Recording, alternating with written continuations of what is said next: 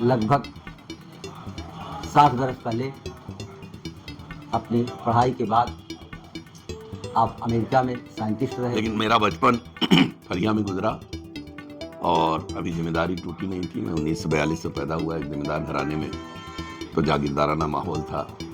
सुबह से शाम तक नौकर चाकर का टहलना, आना जाना लोगों का लगा रहता। मैंने 2 बरस में 5वां दर्जा पास कर लिया। वो भी यही निजामाबाद में आप इम्तिहान देने आए तो पूरे ज़िले में मेरी पहली पोजीशन आई। आजमगढ़ के शायद मुसलमानों में सबसे बड़े जिम्मेदार थे वो। हाँ, उनका नाम था, उनका बड़ा दबदबा था। हालांकि वो अपनी जो हमारे दादा की जल्दी डेथ हो गई तो उन्होंने बहुत ज़्यादा तालीम नहीं, जॉब ले ली। और मैं जॉब जो थी मेरी वो नासा से कॉन्ट्रैक्ट था, तो हम उस पर काम करते थे। कंप्यूटर की फील्ड थी, हमने कंप्यूटर कभी पढ़ा नहीं था। लेकिन जॉब क्यों दे दिया, मैंने आज तक ज़िंदगी में किसी जॉब के लिए अप्लाई नहीं किया। मुझे जॉब पहले मिली है, अप्लाई बात ये है। लेकिन जब हम गए थे 70-71 की वार के बाद हिंदुस्तानी, पाकिस्तानी और बांग्लादेशी जो लोग हिंदुस्तानी बोलते थे, यानी उर्दू हिंदी मिला के, वो लोग आपस में मिलते नहीं थे। हमने ये काम, मुझे लिटरेचर से कोई मेरा ताल्लुक नहीं था, लेकिन हमने सोचा कि अगर हम मुशायरे जैसा कोई काम करते हैं तो लिटरेचर का माध्यम एक ऐसी चीज़ है जो तमाम बाउंड्रीज को क्रॉस करता है, चाहे वो रिलीजन की बाउंड्री हो, चाहे वो पॉलिटिक्स की बाउंड्री हो, चाहे वो ज्योग्राफी की बाउंड्री हो।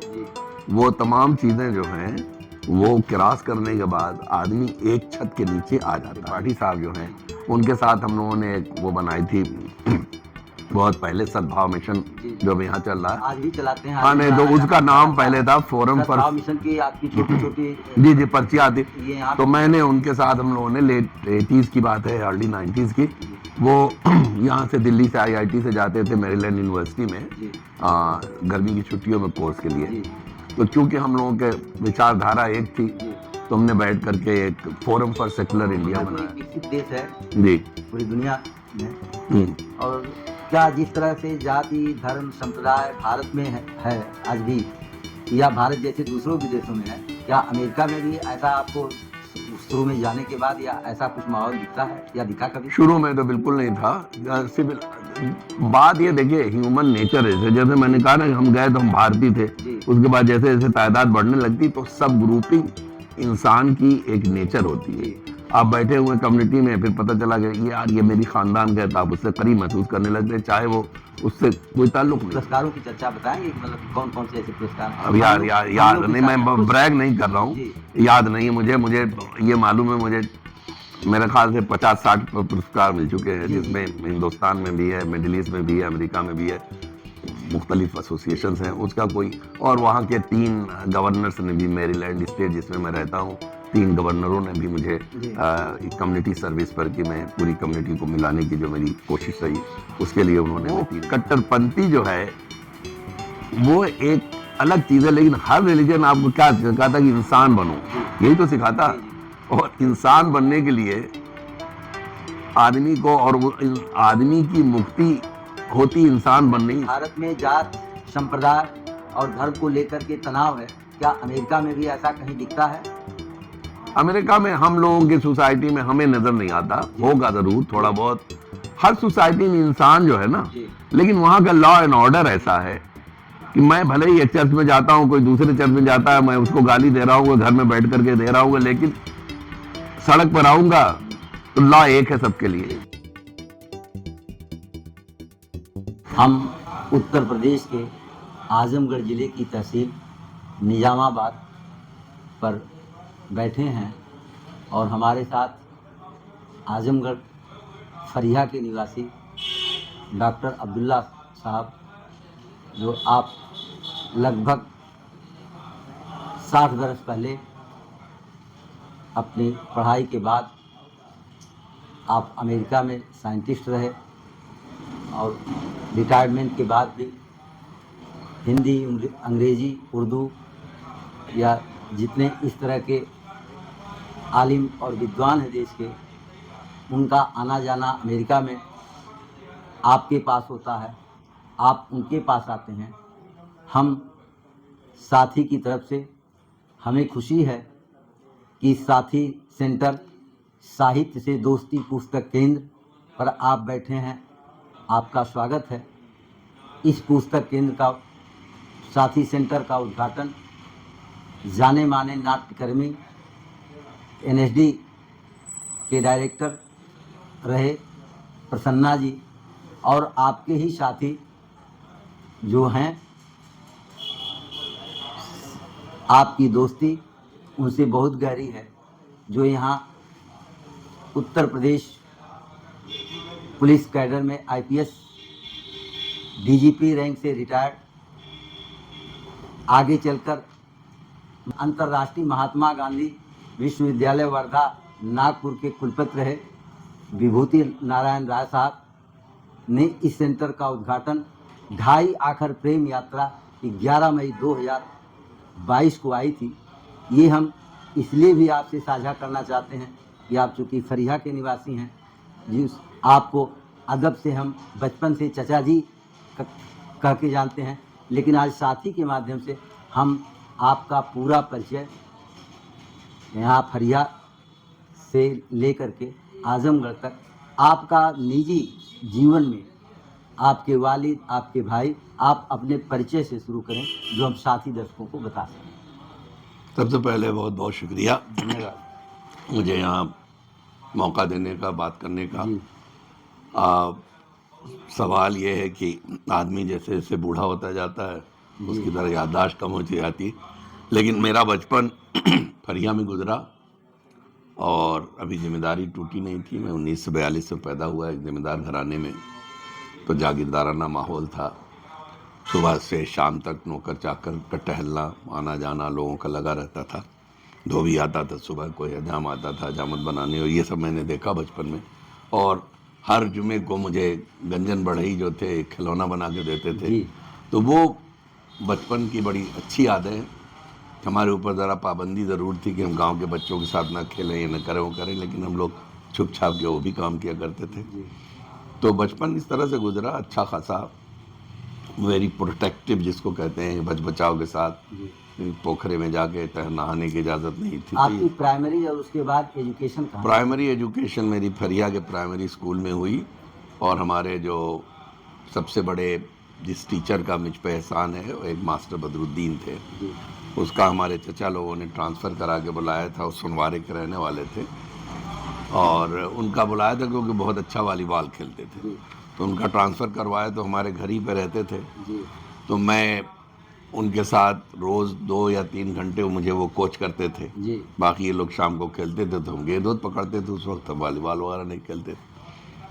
तो मेरा ये हुआ कि उसका कि बहुत ज़्यादा बहुत कम टाइम में, यानी मैंने 2 बरस में 5वां दर्जा पास कर लिया। वो भी यही निज़ामाबाद में आपके इम्तहान देने आया था, पूरे ज़िले में मेरी पहली पोजीशन आई। बड़ी बात है। 2 साल में 5 दर्जा 2 साल में, 3 में एडमिशन हुआ, 6 महीने में 4 में चले गए, 5वें का इम्तहान दिला दिया। क्योंकि एक 5वें दर्जे के बच्चे को एक टीचर जो है रोज़ 2 घंटे पढ़ा रहा हो, और मुझे उन्होंने इतनी अर्थमेटिक पढ़ा दी थी कि शिबली स्कूल जब मैं गया हूँ तो 8वें दर्जे तक मुझे किसी कोचिंग की ज़रूरत नहीं हुई। तो ये तो पढ़ाई की बात थी। मेरा बचपन अच्छा गांव के उसमें, बाद में खेलकूद में दूसरे तरीके से गुजरा, लेकिन रियल बचपन मेरा इस तरह से। आपके छोटे भाई जो इस दुनिया में नहीं है जी, तैयब बिन ताहिर साहब का जो नाम था, फरिया से लेके आजमगढ़ तक जितने बड़े, आपने कहा कि गुलाम भारत में मैं पैदा हुआ, उस गुलामी में सबसे बड़े ज़मींदार आजमगढ़ के ताहिर। हाँ, मैं आजमगढ़ के शायद मुसलमानों में सबसे बड़े ज़मींदार थे वो। हाँ, उनका नाम था, उनका बड़ा दबदबा था। हालांकि वो अपनी, जो हमारे दादा की जल्दी डेथ हो गई, तो उन्होंने बहुत ज़्यादा तालीम नहीं हासिल की। आपके दादा क्या नाम था? शेख मोहम्मद साहब। हाँ, शेख मोहम्मद जो थे, जब हुए उनके ज़माने में वो ऑनरेडी मजिस्ट्रेट भी थे अंग्रेज़ों के, और उनकी लगती थी अदालतें लगती थी, फैसले करते थे। लेकिन उनका बड़ा कारनामा ये है कि उन्हीं के ज़माने में फरिया का जो रेलवे स्टेशन वो बना, और वो डिस्ट्रिक्ट बोर्ड के चेयरमैन भी थे। तो जो सड़क जाती है आजमगढ़ से शाहगंज की तरफ, तो वो भी, वो फरिया जो था वो उस ज़माने में मॉडल गांव समझा जाता था, इसलिए कि वो एक सड़क और रेलवे स्टेशन के बीच में था। जब आप सिवली कॉलेज में पढ़ने गए जी, तो सिवली कॉलेज का नाम आते ही चूँकि अल्लामा शिबली नुमानी का नाम आ जाता है। जितनी भी अरब कंट्रीज़ हैं या माइनॉरिटी के देश हैं, हर देश में शिबली साहब का नाम है। और शिबली साहब का रिश्ता शायद यहाँ हमीदुद्दीन फर्राही साहब और शिबली साहब दोनों लोग ममाजात भाई थे। नहीं, शिबली साहब जो थे वो हमारे दादा के फूफीजाद भाई थे, फूफीजात भाई। और वो उनके जो थे हाँ, उनके जो थे वो मामूजाद भाई। यहाँ यह भी चर्चा होती है कि आप और आपके छोटे भाई तैयब बिन ताहिर साहब वॉलीबॉल के अच्छे खिलाड़ी थे, जो नेशनल चैम्पियनशिप तक खेले। और वो वॉलीबॉल की खेलने की शुरुआत आजमगढ़ से हुई या आजमगढ़ के बाहर? नहीं, आजमगढ़ जैसा मैंने बताया कि वो मास्टर बदरुद्दीन आए थे, तो हम तो उस वक्त छोटे थे, 5वें दर्जे में, हम लोग गेंद पकड़ा करते थे। लेकिन उस ज़माने में पूरे जो आजमगढ़ के गांव थे, आजमगढ़ का गांव का जो खेल था वो वॉलीबॉल था, क्योंकि वो कम ज़मीन में हो जाता था, ज़्यादा यूनिफॉर्म की नहीं, ये नहीं, तो लोगों को मालूम नहीं था। तो आजमगढ़ में वॉलीबॉल सबसे पॉपुलर गेम था। तो हमारे घर में भी हमारे चचा ताहिर साहब भी खेलते थे, महमूद साहब भी खेलते थे। मुसाहिब गांव की हमारी टीम बहुत अच्छी थी, तो मैंने वहाँ किया। फिर शिबली स्कूल और कॉलेज में जब गए तो हम कॉलेज की टीम में थे, तो वहाँ से हमने शुरुआत की। फिर अलीगढ़ गए तो मैं अलीगढ़ में खेला, वहाँ का कैप्टन भी रहा। वहाँ से मैंने बाहर भी खेला, कई इंटर यूनिवर्सिटीज़ वगैरह। बाद मुझे कोच भी बना दिया गया, मैंने बाहर से लड़के भी लाए और टीम को और मजबूत किया। तो तैयब बाद में आए थे अलीगढ़ में, और वो भी खेले मेरे साथ, हालांकि मेरे छोटे भाई थे, मुझसे 10 बरस छोटे थे तैयब। आपने अभी कहा कि हम जमींदार परिवार में पैदा हुए, और जिस तरह की परवरिश हो रही थी, गांव के बच्चों में खेलने भी नहीं दिया जाता था जी। लेकिन जहाँ तक हम खुद अपने बचपन में आपकी कोठी को देखते रहे हैं, जाते रहे हैं, चूँकि हमारे कॉमरेड हरिमंदिर पांडे से आप दोनों भाइयों से जो मोहब्बत वॉलीबॉल से या विद्यार्थी जीवन से आजमगढ़ से लेके अलीगढ़ थी, और आपके यहाँ आपके घर पर ही तमाम ऐसे दलित जो रहते थे, काम करते थे, कभी ये नहीं देखा गया कि आप ज़मींदार के तरह से पेश आ रहे हैं। चाहे आप तो यहाँ कम रहे, लेकिन तैयब बिन ताहिर साहब ज़्यादा रहे, लेकिन उनके ज़माने में ऐसा नहीं लगता था कि कोई भेदभाव या कोई ऊंच नीच की भावना है। आप इस पर क्या कहना चाहेंगे? कुछ ऐसे लोगों को आप बताइए हिंदू कम्युनिटी में जो आपकी परिवार के साथ, या ऐसे जिस दलितों की बात किए हैं जो बहुत करीब थे, जिनसे आपका लगाव था बचपने का, या आज भी वो याद आते हैं? बचपने में बहुत से लोग थे। चमरू बाबा थे, उधर आहिर कम्युनिटी से थे जी।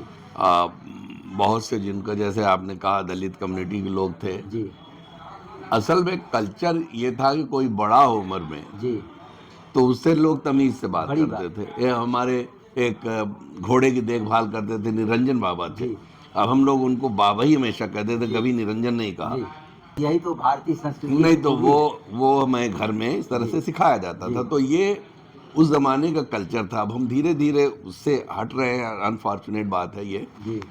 तो मेरे चचा वगैरह के उनके दोस्तों के नाम तो बहुत, एक राय साहब थे, वो बहुत से लोग आते थे और बैठते थे, बातें करते थे।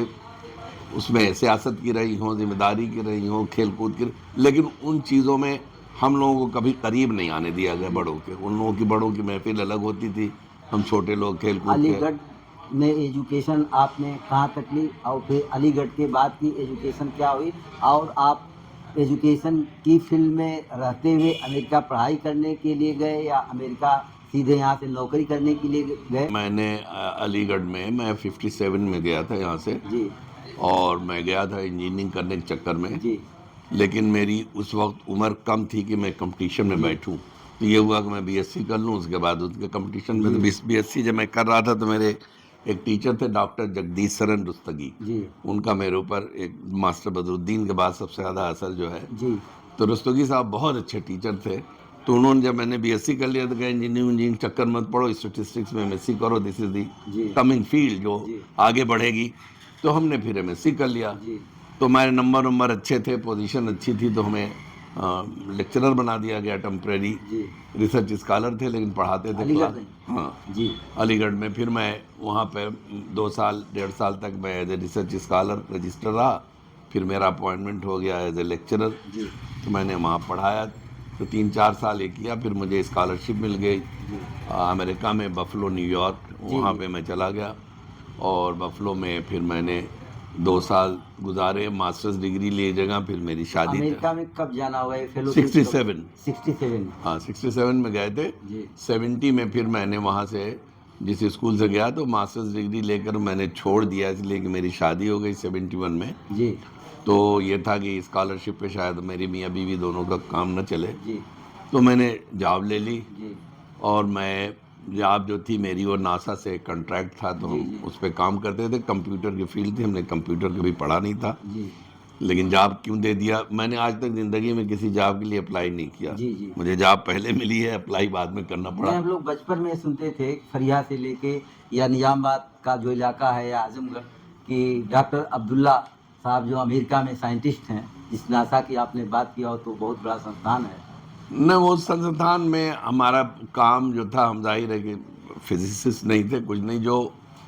जो सैटेलाइट पर या रॉकेट पे जो एक्सपेरिमेंट होते थे, तो वहाँ से वो डेटा भेजते थे ज़मीन पर। जी तो जब ज़मीन तक डेटा आता है तो एटमॉस्फेयर में से बहुत सारे उसमें नॉइस घुस जाती है। जी तो हम लोगों का काम था कि उस डेटा को, जो साइंटिस्ट जिनके एक्सपेरिमेंट थे, उनको एनालाइज करके उनको फिर रिजल्ट देना जी कि वो कितना सक्सेस की हुई है। जी और फिर बहुत से और अलग से ओजोन के रेट था वो, और पानी कितना बरसेगा, इस तरह के प्रॉब्लम्स पे हमने काम किया था शुरू में।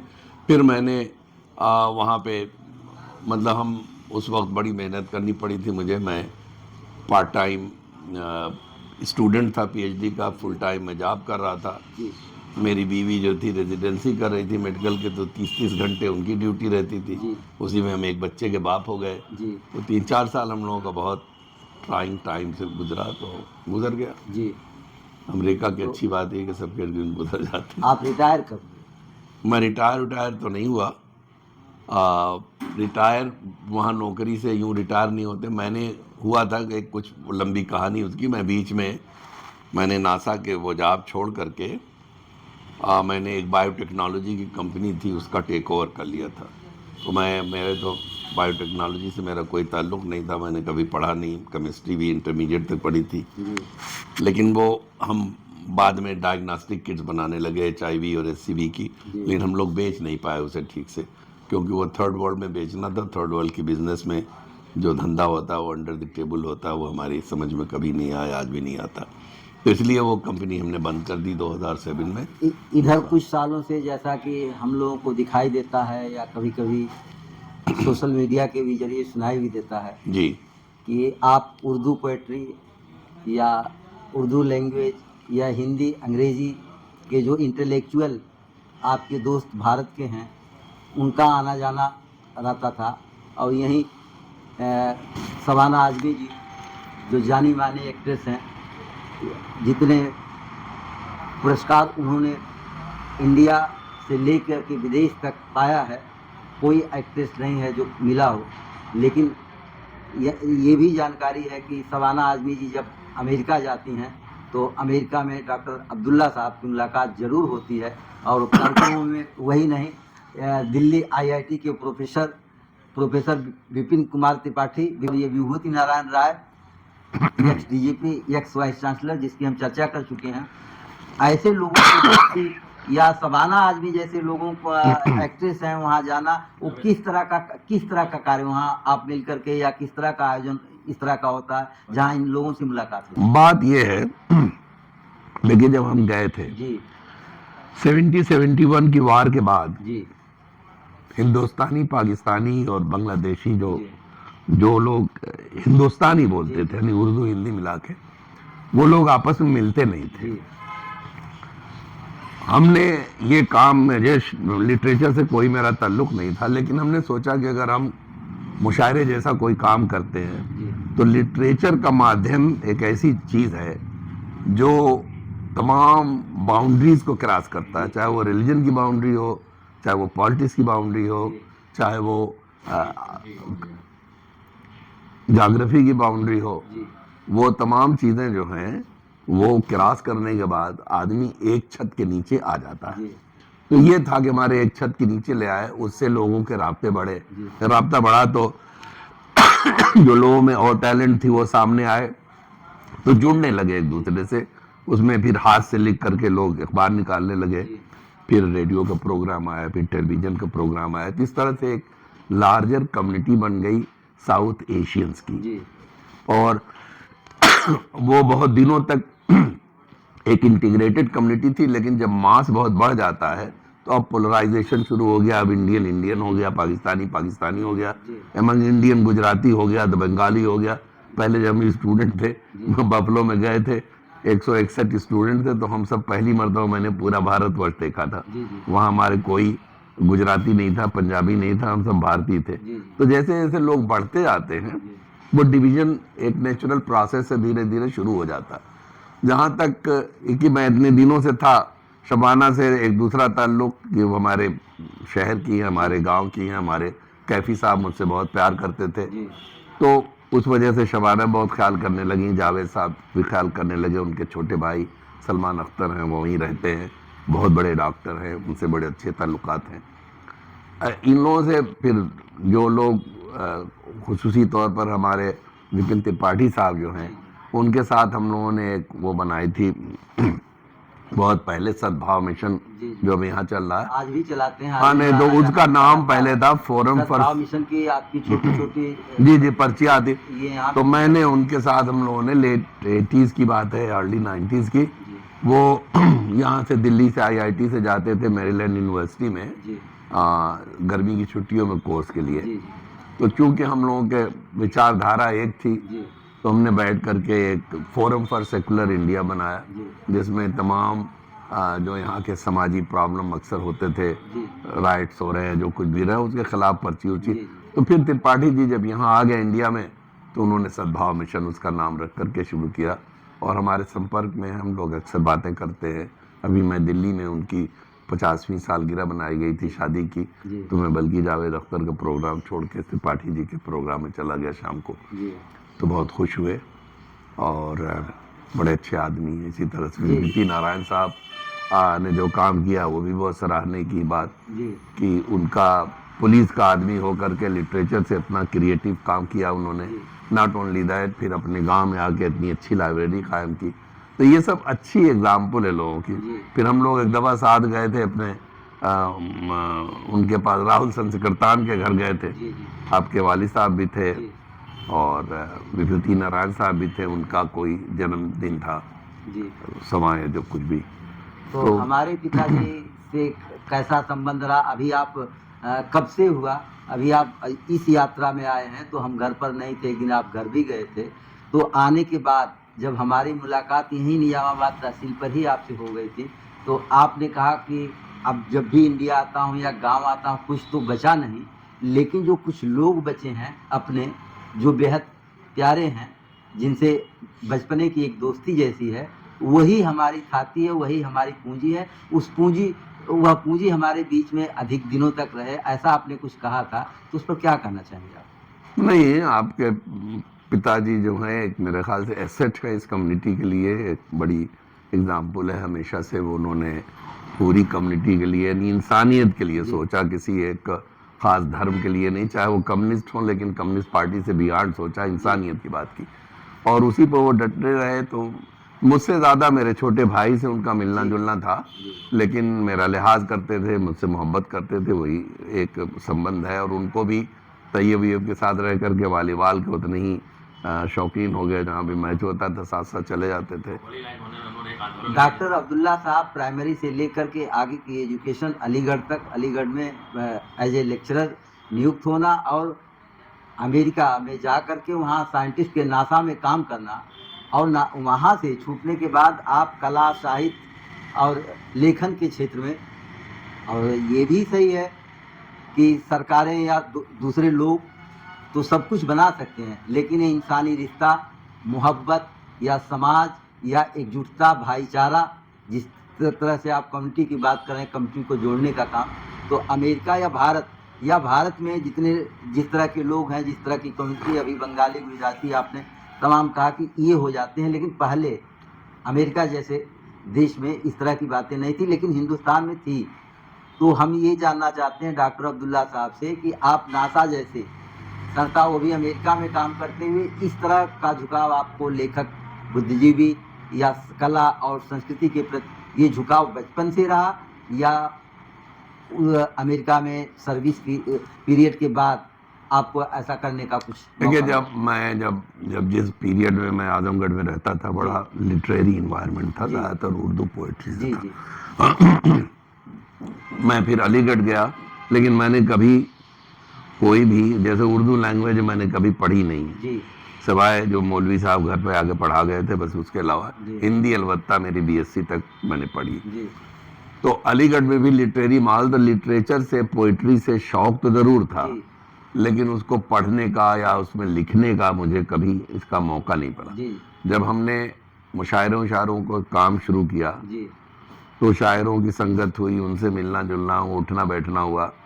फिर ये एक आदमी के अंदर, जब हम लोग, ऐसा है कि एक इमिग्रेंट सोसाइटी में जैसे मेरे जैसे लोग, लगता है कि आप यहाँ से उठा करके एक पौधे को ले आके गमले में गाड़ दीजिए, और गमले में वो सूखने लगता है।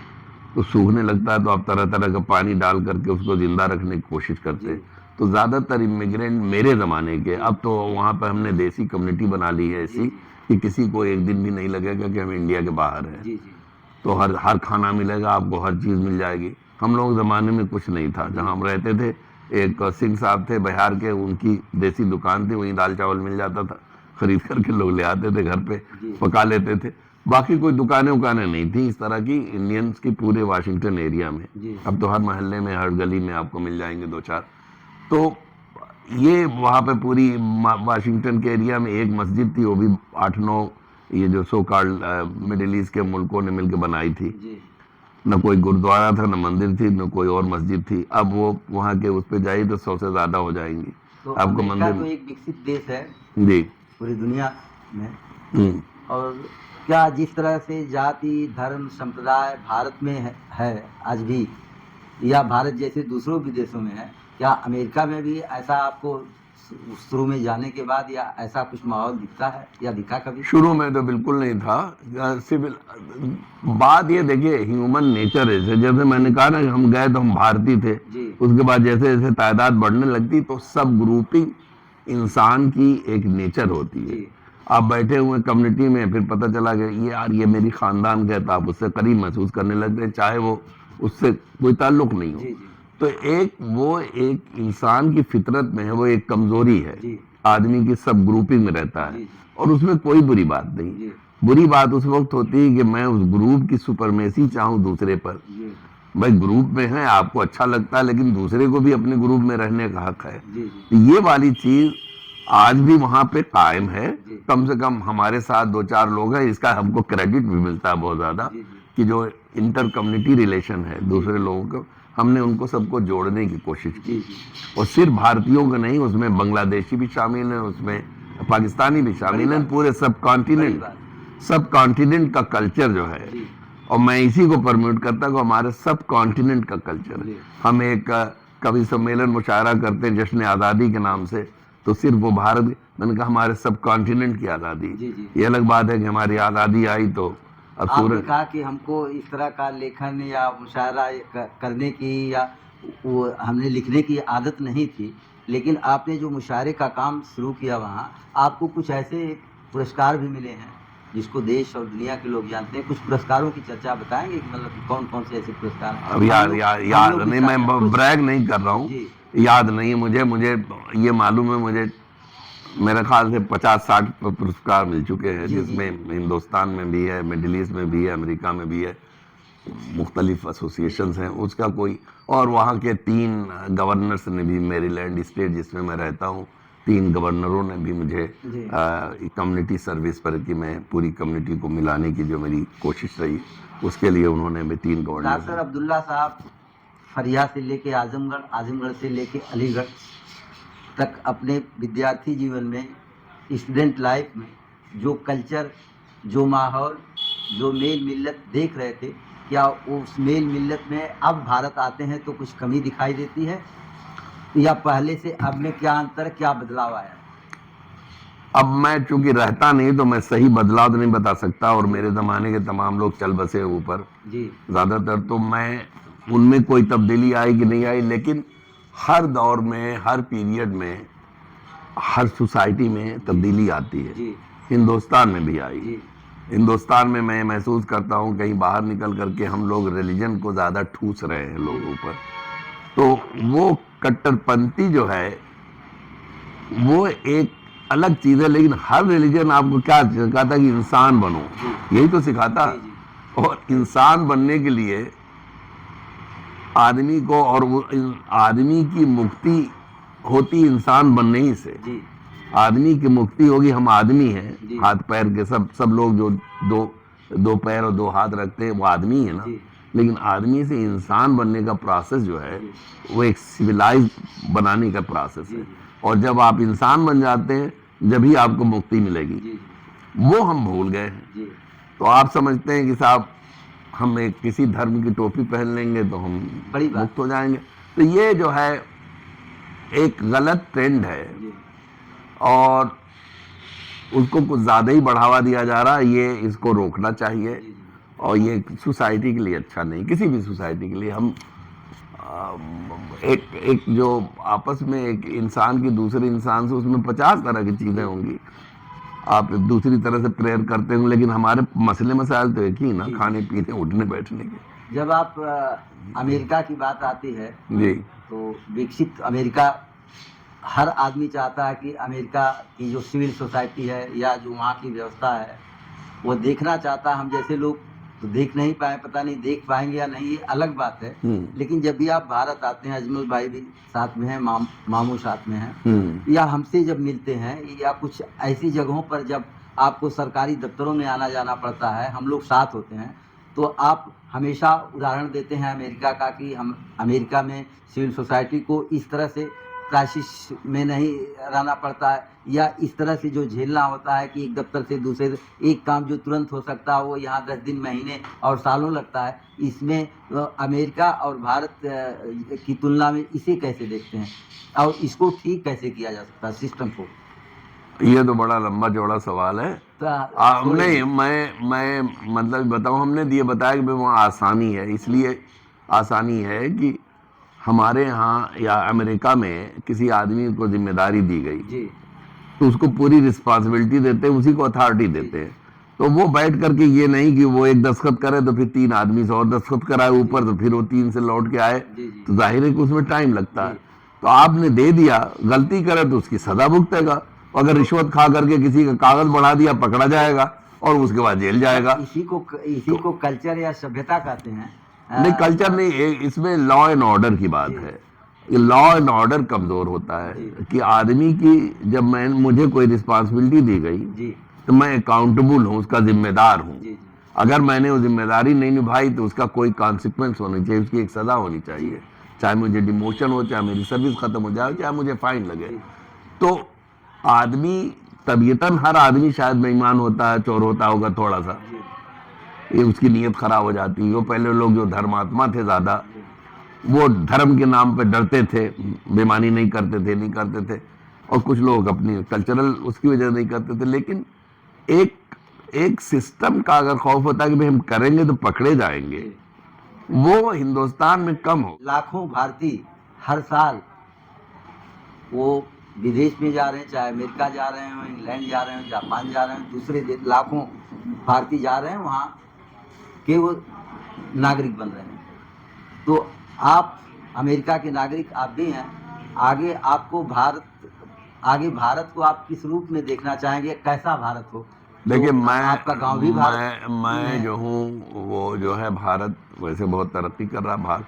मैंने तो मजबूरन ले लिया था, मेरे सर्कमस्टेंसेस पर। मैं 20 साल तक एलिजिबल होने के बाद मैंने सिटीजनशिप नहीं ली थी। लेकिन मेरे सर्कम को मुझे रहना ही था किसी तीसरे मुल्क में। बात यह है कि भारत सारी चीज़ अच्छी हो रही है, सिर्फ यहाँ पे मैं समझता हूँ कि लॉ एंड ऑर्डर का प्रॉब्लम है। और उसमें लॉ एंड ऑर्डर में सोर्स आ जाता है, उसमें रिलीजन आ जाता है, उसमें सोसाइटी एक लॉ होना चाहिए तो लॉ सबके लिए होना चाहिए। वो एप्लीकेशन नहीं हो रहा। जब हो जाएगी तो सिविल सोसाइटी हो जाएगी बेहतर, सबकी जिंदगी आसान हो जाएगी। इस तरह से भारत में जात, संप्रदाय और धर्म को लेकर के तनाव है, क्या अमेरिका में भी ऐसा कहीं दिखता है? अमेरिका में हम लोगों की सोसाइटी में हमें नजर नहीं आता, होगा जरूर थोड़ा बहुत, हर सोसाइटी में इंसान जो है ना, जी लेकिन वहां का लॉ एंड ऑर्डर ऐसा है कि मैं भले ही एक चर्च में जाता हूँ, कोई दूसरे चर्च में जाता है, मैं उसको गाली दे रहा हूँ, घर में बैठ करके दे रहा हूँ, लेकिन सड़क पर आऊंगा तो लॉ एक है सबके जी लिए, जी तो वहां कोई फर्क नहीं है। जी। तो हमारे यहाँ लॉ वगैरह सब अच्छे बने हुए हैं, लेकिन उसका एप्लीकेशन खराब है। आपने हमारे साथी के दर्शकों को इतना समय दिया, साथी के लिए जो हम एक ब्लॉगर का काम करते हैं यूट्यूब पर, अब साथी के लिए आपने जो कुछ दिया है, जब भी आपका अमेरिका से भारत आजमगढ़ फरिया आगमन होगा, हम जरूर चाहेंगे कि आपकी और कविताएं हम अपने साथी के दर्शकों को दे पाएं। बहुत बहुत बहुत शुक्रिया धन्यवाद। आपका।